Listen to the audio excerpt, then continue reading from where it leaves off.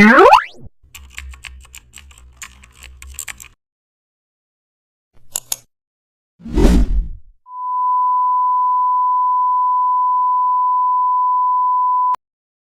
back to the channel and don't forget to like, share and subscribe for more updates.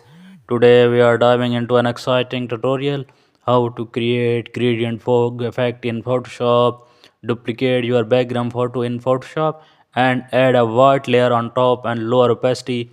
Use black to white gradient mask to control density. Now add a new gradient fill layer, choose light gray to transparent and also apply it over fog areas. Set blend mode to the screen and adjust opacity for realism. Blur slightly for softness and add multiple layers for depth variations.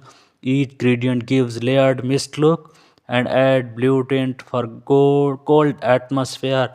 Fog appears natural and airy.